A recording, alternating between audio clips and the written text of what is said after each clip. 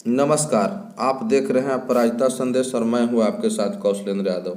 औरंगाबाद शहर के नावाडीह में विगत 48 दिनों से चल रहे धरना में केंद्र सरकार के पूर्व मंत्री कांति सिंह ने शामिल हुआ और केंद्र सरकार पर निशाना साधते हुए कहा कि बेरोजगारी की समस्या से युवा वर्ग जूझ रहा है और आर्थिक मंदी से हमारा देश गुजर रहा है। वैसे हालात में काला कानून लाने की जरूरत नहीं थी, लेकिन सरकार जाति धर्म के नाम पर लोगों के आपस में लड़वाना चाहती है और असली मुद्दों से भटकाना चाहती है। आगे क्या कुछ कहा पूर्व मंत्री ने, देखें हमारी खास रिपोर्ट।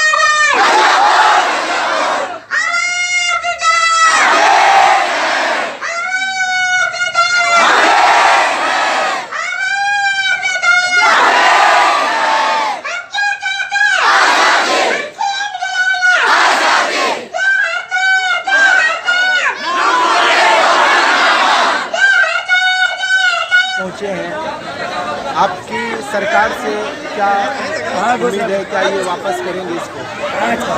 देखिए, सरकार की जो मंशा है वो साफ दिखाई दे रही है कि संविधान में संशोधन करके ये सीएए लाने का काम किया इन लोगों ने।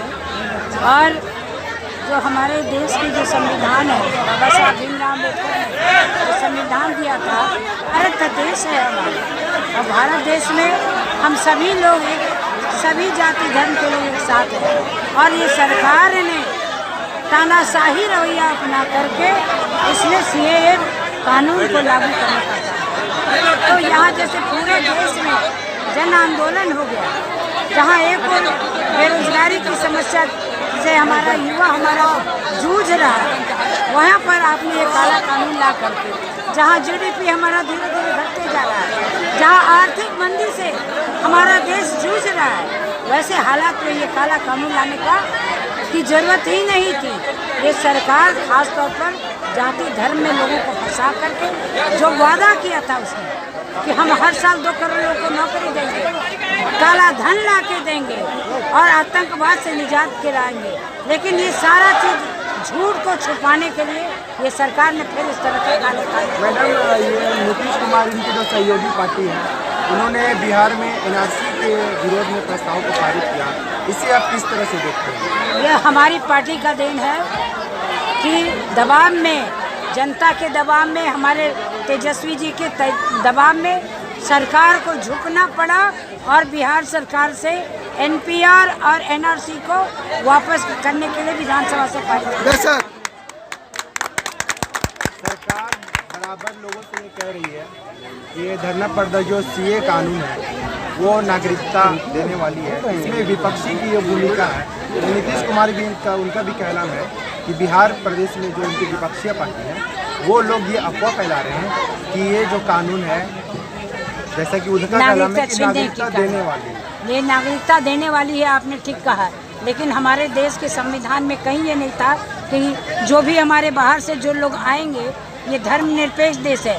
और बाबा साहब भीमराव अम्बेडकर, चाहे गांधी जी ने ये कहा था कि यहाँ जो भी धर्म के लोग आएंगे, बाहर से आएंगे, उन्हें हमें नागरिकता देना है। आपने एक धर्म के लोगों को आपने क्यों बहिष्कार किया?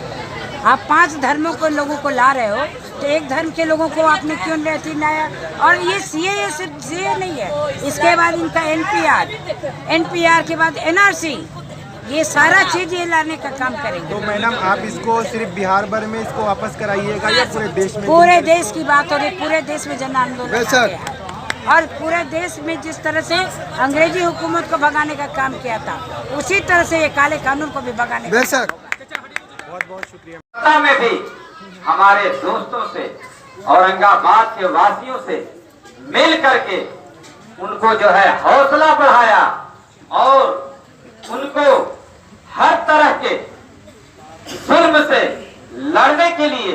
आपने ताकत दिया। जब 21 तारीख के अभी टाइम भाई भी इस बात को चर्चा कर रहे थे और सब कोई चर्चा करता है, आपको ऐसे ही इस धरना में इतना निवेदन और रिक्वेस्ट करके नहीं बुलाया गया है। आपको लोग याद करते हैं। इस विपत्ता में भी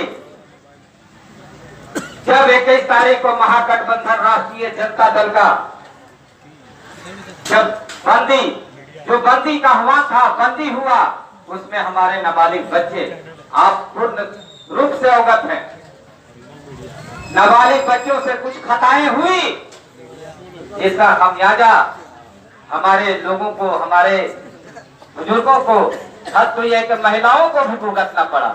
उस विपत्ता में भी आप आकर के हमारे हौसलों को बढ़ाया।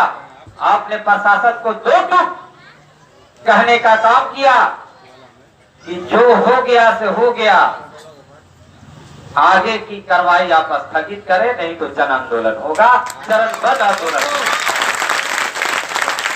और शायद उसी का नतीजा है कि जो और 85 नाम था उसमें से अब तक किसी दूसरे पर आंच नहीं आया है। और आगे भी उम्मीद है प्रशासन से कि अब आंच नहीं आएगा, इसलिए कि नीतीश कुमार जी राष्ट्रीय जनता दल के नेता, प्रतिपक्ष के नेता, विधानमंडल के नेता तेजस्वी प्रसाद जी के सामने नमस्तक हो गए। जब मुख्यमंत्री नमस्तक हो गया तो प्रशासन क्या, वो नमस्तक हो गए। ऐसी एनआरसी